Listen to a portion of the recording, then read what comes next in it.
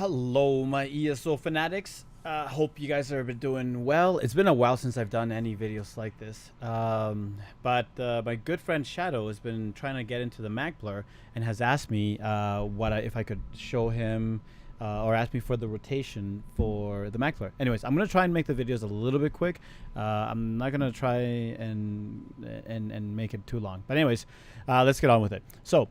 I was asked about the setup for vMA, setup for trials and rotations, and that's exactly what we're going to talk about. To start, we are going to talk about the VMA setup. Okay, so the VMA setup that I run personally is Ice Heart Mask. It's what I call my training wheels, if you will, and then 5-piece Burning Spell Weave, and then Spell Strategist. One Bloodthirsty, as you can see on the ring. The enchants are all spell damage, of course, and then the rest of them are the rest of the two enchants are arcane. The traits are arcane. If you really wanted to, you could run 2 Bloodthirsty, but I feel that 1 is more than enough. The back bar is a Maelstrom Infernal Staff with the enchant of Absorb Magicka Enchantment, and the trait, of course, is infused. And the front bar is also infused with a Flame Damage enchant. Okay, so that does that. Now, the front bar skills are based as this: Purifying Light, Puncturing Sweep, Vampire's Bane, Radiant Oppression, Inner Light, and Fiery Rage. Back bar, excuse the 1 and 2. I flipped them around for some reason, just personal preference. But anyways, Blockade of Fire, Harness Magicka, Blazing Spear, Channel Focus, and Channel Acceleration, and Shooting Star in the back bar. Yeah, as far as the passives, you basically want all the passives from your class. All of these, Adric Spear, Dawn's Wrath, and Restoring Light. You want all of that. From the Destro, you definitely want all of the Destro passives because these are very, very good. Restoration, you don't really need them, but you know, I have them. From armor, you definitely want all the light passes from the armor pieces. Medium, you want the first 2. The rest of them, you don't really need. Like, I don't PvP with this tune at all. There's no reason for me to be sneaking around. So I only take the first 2. The rest of them, I don't find them very useful. From heavy armor, I took the first 3. And as you can tell, I forgot to say, what we're running 5-1-1. So 5 light, 1 medium, and 1 heavy. 5 light in the Burning Spell Weave.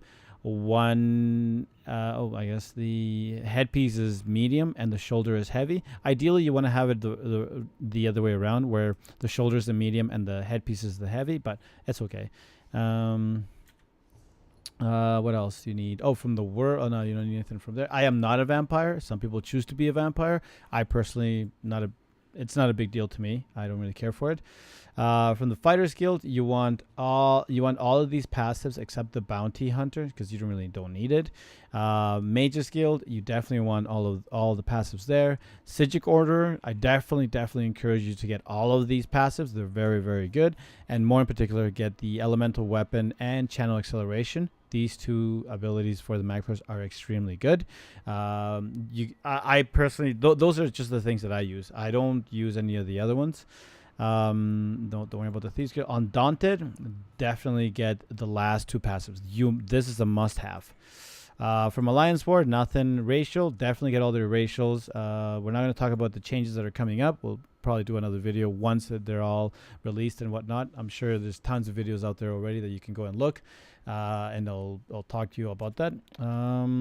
Okay, so for CP, now the CP that I'm going to show you is basically, this is just for the CP for VMA. It's very generic.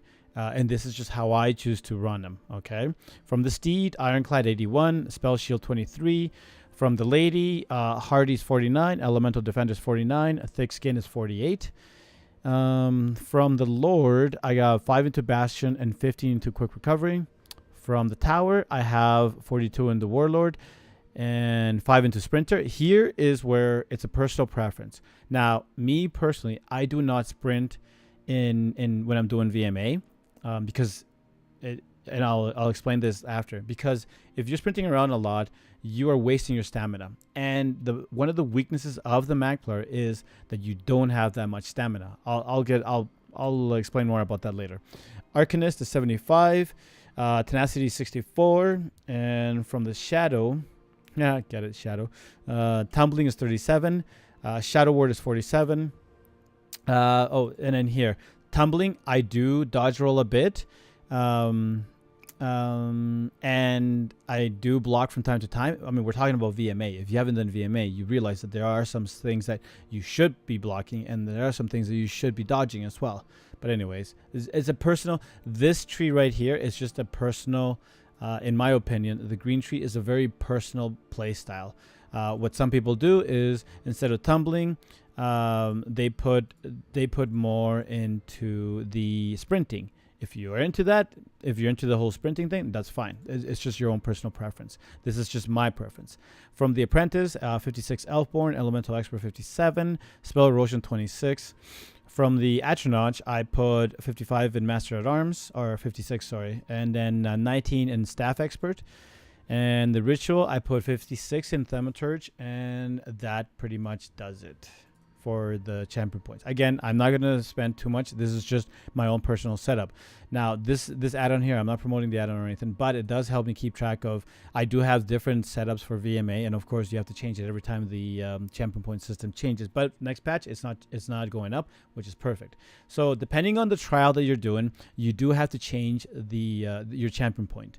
If you're doing a Vet Mall, Vet CR, Vet AA, Vet HRC, Asylum, etc., you should change the your champion point based on what trial you're doing. Okay, now the rotation of the Magplar is very simple, and I'm going to try and keep this very basic, and I'm going to do it in a very slow motion. Okay. The key elements here are basically charge up your channel acceleration, put down your channel focus. Now the channel focus has changed. It used to be that you had to stand in it. I mean, I could go like this. I could put it here and then run over to the dummy. It doesn't matter. The point is that once it's down, it's active, and it'll continuously run, which is a nice change if you ask me. Anyways, so we'll call the before I go on, let me talk about the stats. Maximum Magicka is 34,969. Not bad. I'm sorry, this is in the front bar. Maximum Magicka is 36,451. Maximum health is 16,360. Now, that's low. If you're going into a VMA with a 16k health, that is very low. But if you have Ice Heart, is what I call by training wheels, it's a saving grace, and that's how you get away with having such low health. Now, stamina. You only have 10,000 stamina. That's it. Now, it seems like a lot, but really in VMA, when you're blocking, dodge rolling, bashing, and if you sprint, you are going to go through that stamina really, really quick. So I do not recommend one of the disadvantages of the Magplar is that they're very clunky, they're very slow, and you have a limited amount of stamina. So be careful with that. Now, that's where the CP distribution can be adjusted as to your choosing. But anyways, my spell damage is 2238. This is unbuffed. Spell crit is 57.2.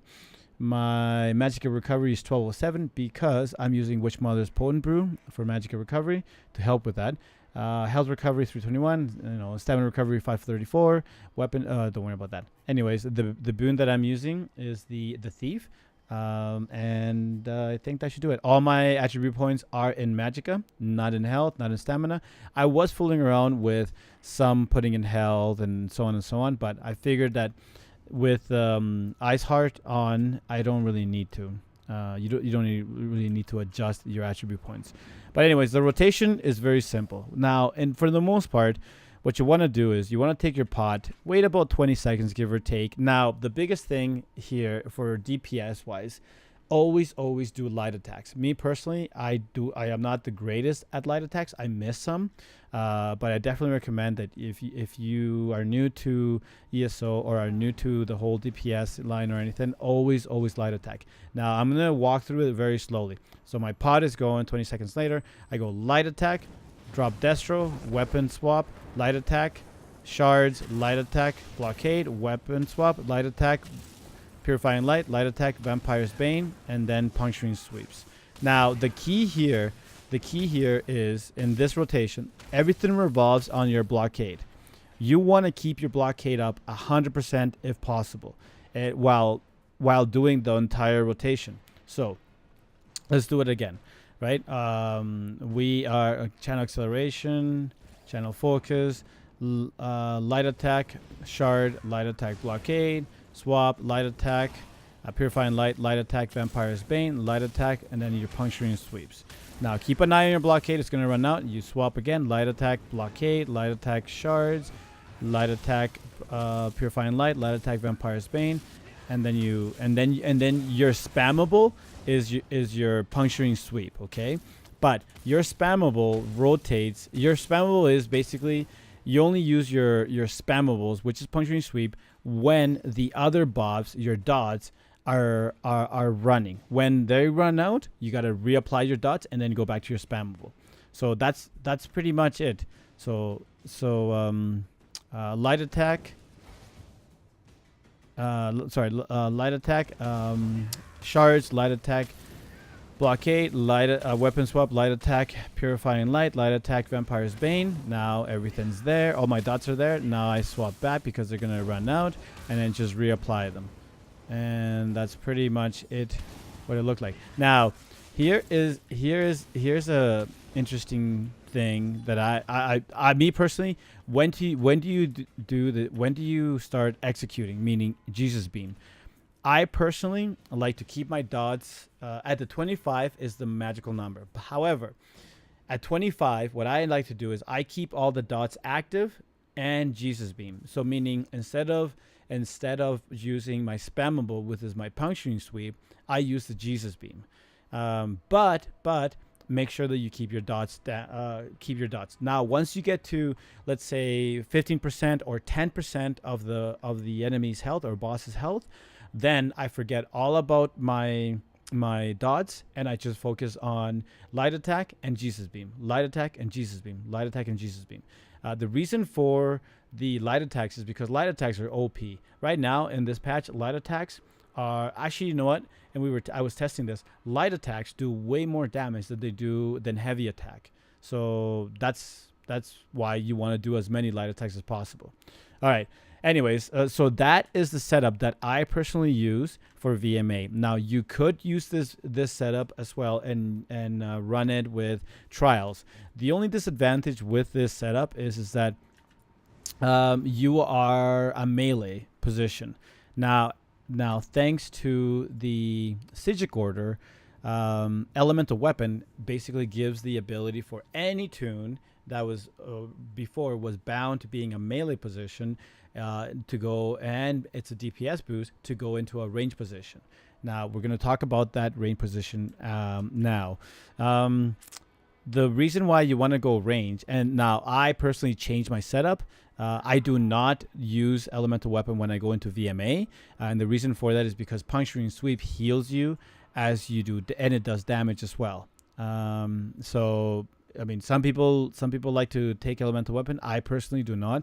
I want to have puncturing sweep as my primary means of surviving. I mean, in here you did not see me using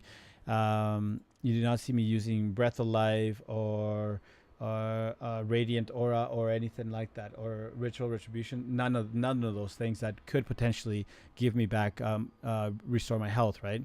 Give me back health. So I rely on puncturing sweep to keep me alive and my shields when those oh shit moments. And of course, Iceheart has that OP shield, which is amazing. All right, now we're gonna go into the range setup. Now the range setup that I run personally is this: Valken Scoria for head and shoulder. And again, we're doing the 5-1-1, 5 light, 1 medium, and 1 heavy. The medium is my head, the shoulder is the heavy, and then everything else is light. Now, so Valken Scoria head and shoulders are gonna be my Valkyn Scoria, sorry. The rest of the body is going to be Sororia Perfected Rope. Now, if you do not have Perfected Sororia Rope, you do know it's fine. Don't worry about it. You can run the normal Sororia. Now, this is basically what you want to do with Sororia. You want to get all those 20 stacks. I'll talk about that after. So if the fight, let's say for example, if the fight is vMA, Sororia is viable. You can actually use it. However, if you're doing a trial, let's say Vet Asylum, I do not encourage you using Sororia. The reason for that is because of vMA, when you are fighting, you're standing still basically.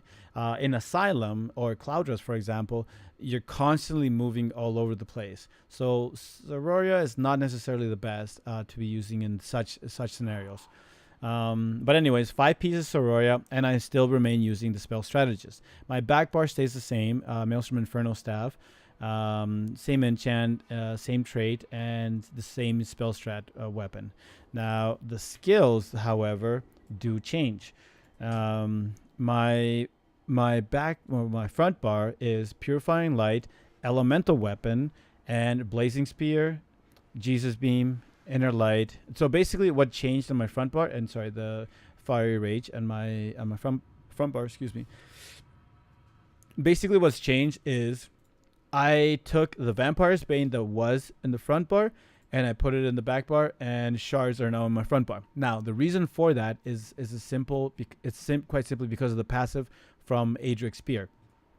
More specifically, Piercing Spear. You basically gain a 10% critical damage. So it's free damage. So if I keep Vampire's Bane here, then I am not meeting the requirements for the Piercing Spear passive ability, and you basically need to have one of these abilities in your front bar, and one of these abilities in your back bar, but you don't really need it in your back bar because most of your damage is going to come from the front bar. But the other change that let me just put it back. The other change that you see here is instead of Meteor as my ultimate on my back bar, I have Crescent Sweep. So because that ulti is here, then I get the passive ability from Piercing Spear. So just keep that in mind.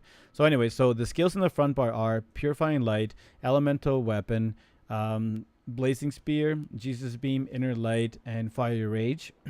on my back bar is Blockade of Fire, Harness Magicka, Vampire's Bane, Channel Focus, Channel Acceleration, and Crescent Sweep. So that's basically it, and that's your range. Now, the rotation on this range setup is basically the same. You're gonna keep your rotation revolves around the blockade. Blockade is the ability that you want to keep up as much as possible, and the reason why you wanna keep it up as much as possible is because Blockade of Fire deals additional damage to the burning enemies. Is because of the where is it? Sorry. Spell resistance. No, I think it's the Destruction Expert. No, that's just restores magicka.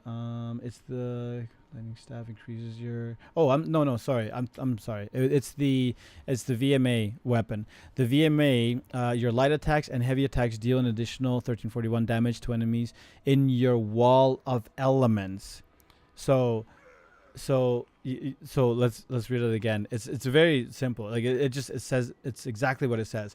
Your light and heavy attacks deal an additional 1341 damage to enemies in your wall of elements. So that is why you want to keep your wall of that's why our rotations for the Magplar basically rotates on the wall of elements. So that's why you always want to have it down. Try not to let it run out. So here, I'm just gonna kill this thing so it'll just respawn. And this, well, since we're doing this, see this little circle around? This is Sororia right here. You want this circle. You have to stay in that circle for as long as possible. There are strategies on how to time things. There is an add-on that I'm using, and you will see it.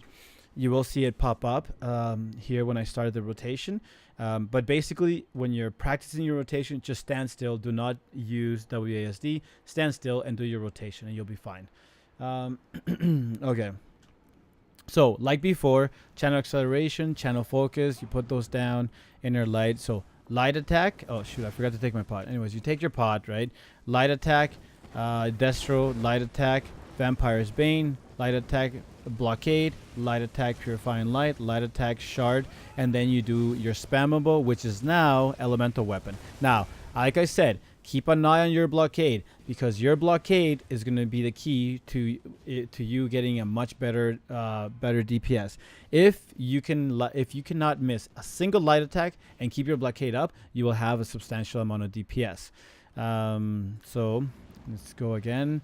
So light attack, Vampire's Bane, light attacks, blockade, weapon swap, light attack, purifying light, light attack, shard, light attack, elemental weapon, and keep an eye on the blockade.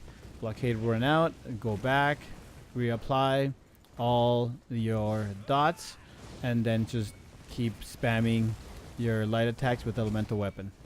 Blockade ran out, and ideally you don't want it to run out. You basically want it to keep it up as much as possible. So keep an eye on the blockade, and that's pretty much the rotation. The rotation of the Magplar is very, very simple, to be honest. In my opinion, is one of the simplest rotation you can possibly get. But yeah, that's pretty much it in a nutshell. That is the rotation of the Magplar. I think I may have oversimplified, but to be honest, it's really not that difficult. It's not that bad at all. Yeah, hopefully Shadow, this helps you out, my dude. If you have any questions, feel free to put them in the comments below, or come hang out with me on Twitch and ask me any questions you want there. Hope you enjoyed the video, and I will catch you guys on the next one. Peace out.